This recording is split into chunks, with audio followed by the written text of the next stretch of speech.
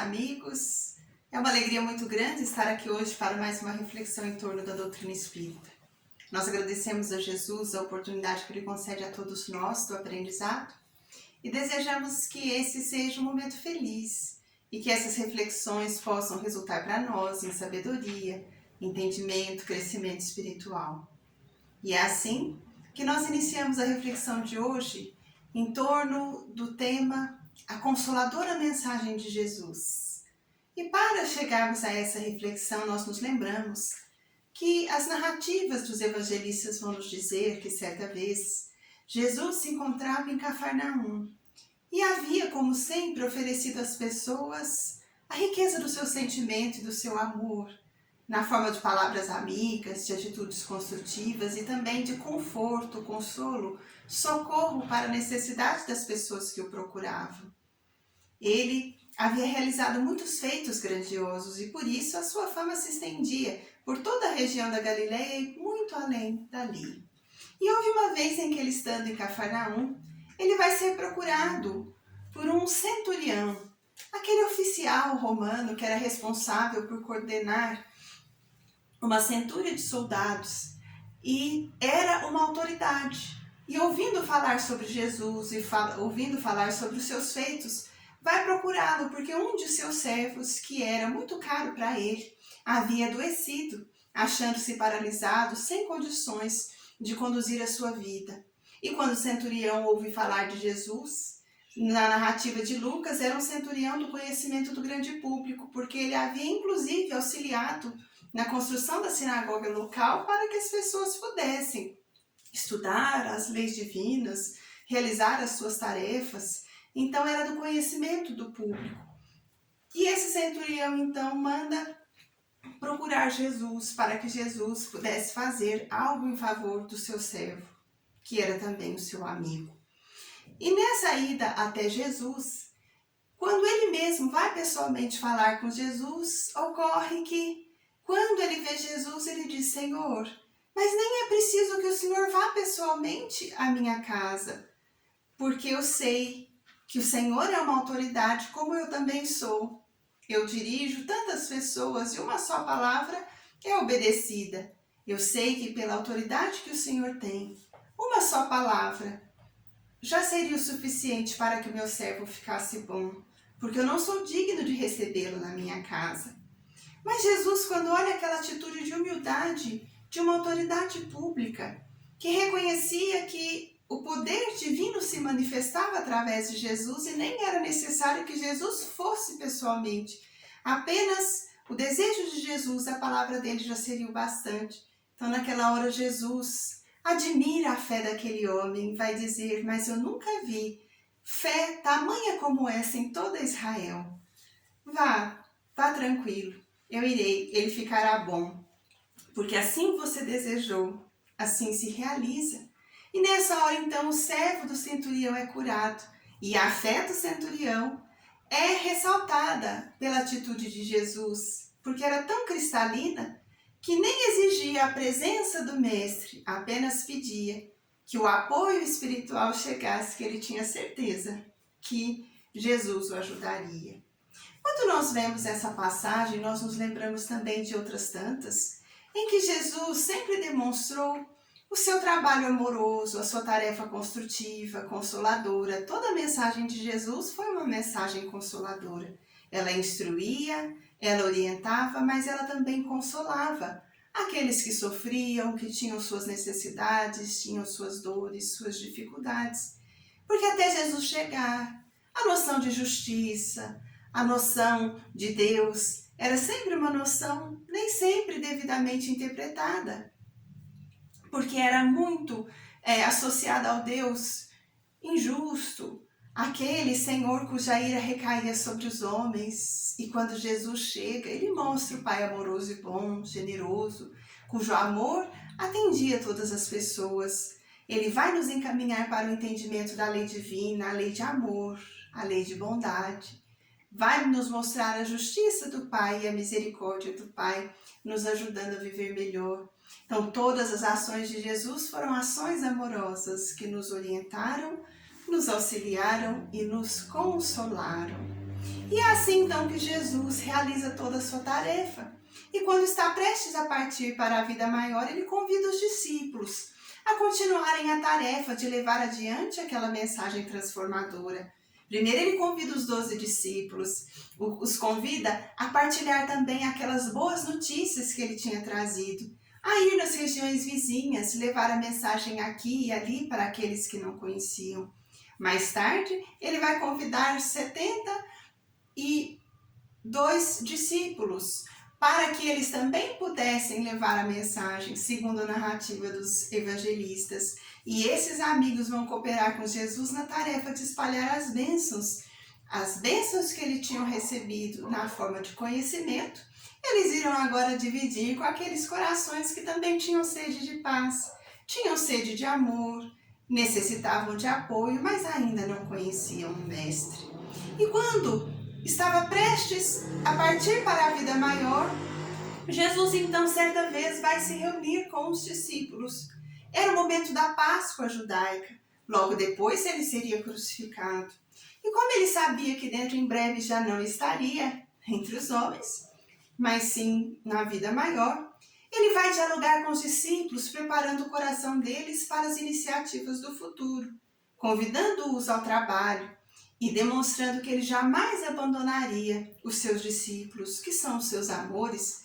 Então, naquela hora, o diálogo de Jesus vai ser um diálogo muito profundo, em que ele convida aqui, ele aponta caminhos de lá, ele mostra a necessidade da transformação, mas ele mostra que ele precisava seguir. A princípio, os discípulos não devem ter entendido muito bem, porque a fala dele tinha um tom de despedida, mas daí a pouco ele seria aprisionado e crucificado, e ele sabia disso. Então, nessa hora, ele vai dizer aos discípulos que nunca nos deixaria a sós, e que ele tinha andado conosco até aquele momento, mas era necessário que agora ele partisse, mas ele não nos deixaria abandonados. Ele nos enviaria em nome, pediria ao Pai que enviasse em seu nome um outro Consolador, que viria ficar conosco para nos ajudar, para orientar a nossa vida, para nos ensinar a viver melhor. Então ele diz: o Consolador que virá vos guiará no caminho da verdade, é o Espírito da verdade, que vos guiará nesse caminho, vos lembrará o que vos tenho dito, vos ensinará coisas novas, e relembrará os meus ensinos, porque nem tudo vos pude ensinar, porque ainda não podeis entender. Em outras palavras, a fala do Cristo era essa. Ele tinha ensinado muitas coisas, mas ele sabia que o nível de entendimento de cada um naquela época permitia que a lição chegasse de uma maneira. Então, muitas vezes ele usou as figuras simbólicas das parábolas, as histórias, as experiências do cotidiano para dar grandes lições, mas ele sabia que o tempo era aquela abençoada experiência que nos ajudaria no entendimento de coisas novas, porque à medida que o tempo passa, nós crescemos. Então, os homens do passado puderam entender de uma maneira a lição, os que vieram depois foram entendendo mais amplamente as lições que foram chegando, porque o progresso vai acontecendo para todos nós. E é assim então que Jesus sabia que o que ele não tinha podido ensinar naquela hora, Deus permitiria que novas lições chegassem no futuro, esclarecendo na nossa necessidade de compreensão e de entendimento. Por isso ele dizia que ele iria trazer, que o Pai enviaria em seu nome um outro Consolador. Mas se enviaria um outro Consolador, é porque um primeiro já veio. E quando nós pensamos em Jesus, ele foi esse Consolador amoroso que nos deu as noções de vida melhor, nos ajudou a entender o Pai, nos ajudou a descobrir o nosso próximo, nos ajudou a compreender a vida. E o tempo passou, Deus não nos esqueceu, permitiu que novas lições continuassem chegando, lembrando aquelas lições de Jesus. E é assim que nós vamos ver em pleno século XIX, as experiências mediúnicas acontecendo, os fenômenos espirituais, trazendo as lições que iriam nos falar sobre a vida maior, a vida espiritual. A vida não é só material, nós estamos no corpo, mas nós somos espíritos encarnados. Temos também a nossa realidade espiritual. Por isso, a doutrina espírita vem nos esclarecer sobre a continuidade da vida. Sua mensagem toda é uma mensagem consoladora, porque nos mostra a justiça de Deus, nos mostra o seu amor, nos mostra a sua presença, nos mostra as possibilidades que nós temos, nos diz que os nossos amores continuam vivendo. Mais do que isso, a doutrina espírita nos explica que há causas para as lutas cotidianas. O que não se encontra explicado no hoje tem causas no nosso passado espiritual, em outras etapas que nós vivemos. As experiências diárias surgem sempre com a finalidade de crescimento, de compreensão, de evolução. Então a doutrina espírita vai nos ajudando a entender lições novas, mas ela também nos ajuda a redescobrir aquele mestre, porque as lições de Jesus são as lições que o mestre são as lições que ele nos diz e a doutrina espírita nos traz hoje, clareadas no seu entendimento. Lá no passado nós vamos ver Jesus falando: há muitas moradas na casa de meu Pai, e a doutrina espírita vai nos explicar a pluralidade dos mundos habitados. Lá no passado nós ouvíamos Jesus explicar para Nicodemos, o doutor da lei: mas é necessário nascer de novo. Ninguém pode ver o reino dos céus se não nascer de novo. É necessário nascer do corpo e do espírito. Jesus explica do modo que Nicodemos podia entender. E a doutrina espírita vem nos explicar o progresso feito através das experiências sucessivas, a reencarnação. Várias existências. Em cada etapa nós realizamos um progresso. O progresso feito hoje nos leva a novos crescimentos amanhã. E assim nós vamos sempre melhorando, passo a passo, através da reencarnação. Lá no passado, nós vemos Jesus demonstrando que a vida continuava, porque depois da crucificação, os evangelistas vão nos dizer que ele volta e aparece para os discípulos, para tantas pessoas ali, para demonstrar que a vida continuava, que a alma é imortal, porque Deus, sendo amor, não iria tirar de nós a possibilidade de continuar vivendo. Nós, quando não vivemos na matéria, continuamos vivendo no mundo espiritual. E nessa compreensão que Jesus nos ajuda a entender, nós vamos ver depois a doutrina espírita nos explicando sobre a imortalidade da alma. E é assim que a doutrina espírita nos traz de volta Jesus.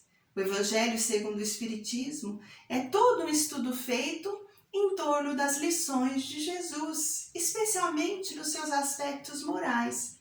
Conforme Allan Kardec nos ajudou a entender, as lições de Jesus nos seus fundamentos morais são aquelas experiências que nos renovam, que nos transformam, que nos melhoram.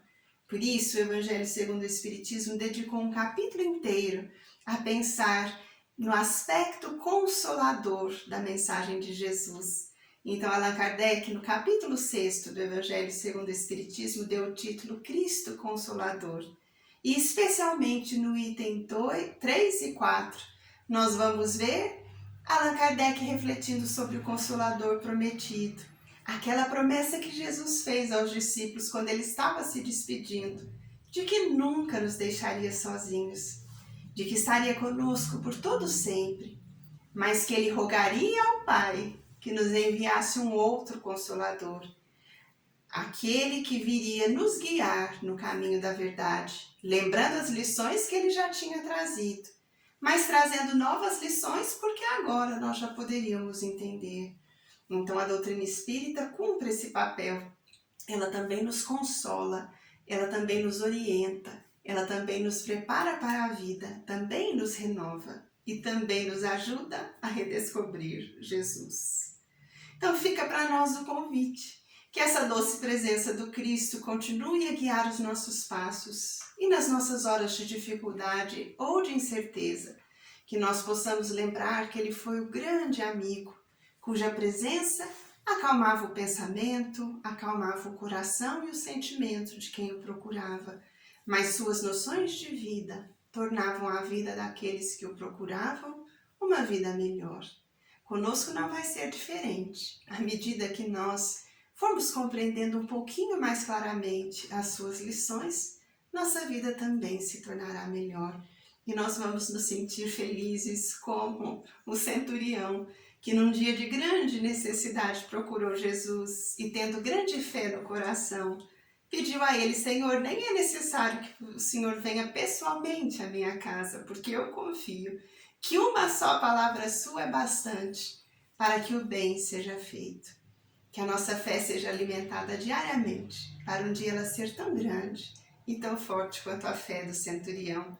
Mas por agora nós já podemos dizer: Senhor, fica conosco um pouco mais. E eu te peço, me abençoa hoje como ontem o Senhor me abençoou e orienta os meus passos para o amanhã, porque eu desejo ser feliz e serei junto de ti. Muito obrigado por sua atenção. Que Deus abençoe todos os seus passos, ilumine os seus caminhos, norteie os seus ideais, os meus, de todos nós. E que, apoiados por Jesus e orientados pela doutrina espírita, nós possamos ser cada dia mais fortes e cada dia melhor. Até um outro dia, se Deus quiser.